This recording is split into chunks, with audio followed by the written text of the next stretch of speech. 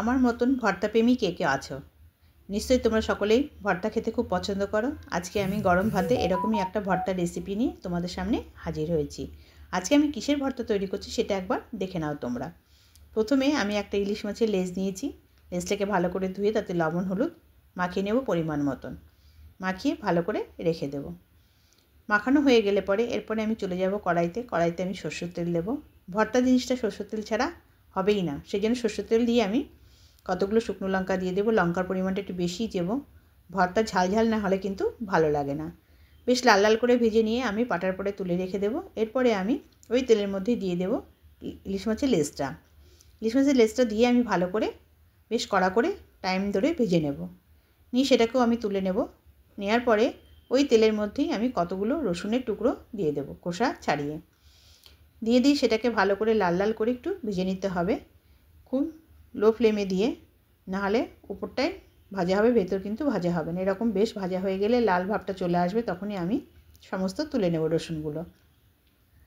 দিয়ে আমি যে বাকি তেলটা থাকবে সেই তেলের মধ্যে একটু কালো জিরে ফোড়ন দিয়ে পেঁয়াজ কেটে রেখেছিলাম, পেঁয়াজটা দিয়ে আমি লবণ হলুদ মাখিয়ে সেটাকে ভাজতে দিয়ে এদিকে চলে এলাম শিলনোড়াটায়।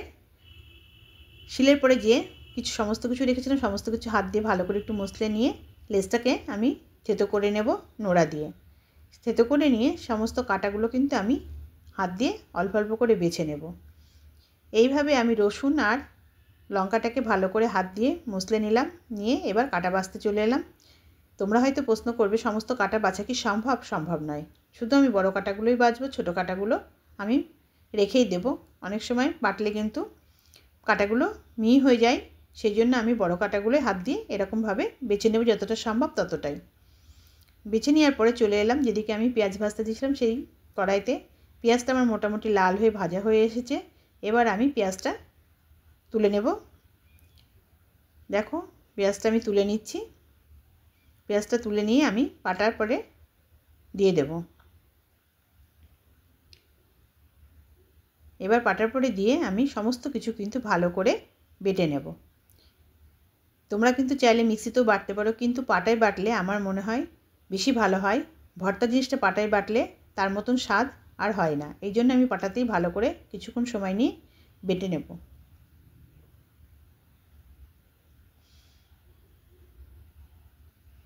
ভর্তা জিনিসটা এমনই, ঘটি বাঙাল সকলেই কিন্তু পছন্দ করে, কিন্তু আগে এটা শুধু বাঙালদেরই খাবার ছিল, ঘটিদের নয়। এখন কিন্তু ঘটিরাও কিন্তু এটা বেশ মজা করেই খায়।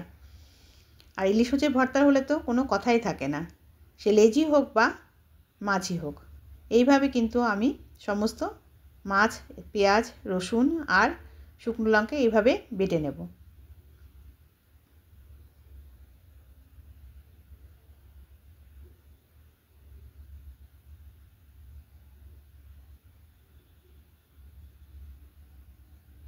বাটা হয়ে গেছে এবার আমার। দেখো বেশ আমি সমস্তটা হাত দিয়ে এক জায়গায় করে নিচ্ছি। তার মধ্যে দু চারটে কাটা, সেই কাটাগুলো চোখে পড়লেই আমি বেছে ফেলে দেব। এইভাবে বেছে ফেলে দিচ্ছি।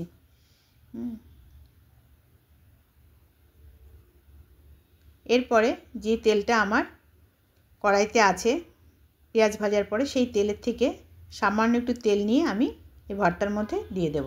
দিয়ে ভালো করে মাখিয়ে নেব। নিলেই কিন্তু আমার ভর্তাটা রেডি হয়ে যাবে। এরপরে তোমরা গরম ভাতে কিংবা অনেকে রুটি দিয়েও ভর্তা পছন্দ করে, গরম ভাতে এরকম একটা ভর্তা কেমন লাগে তোমরা বলো তো বন্ধুরা।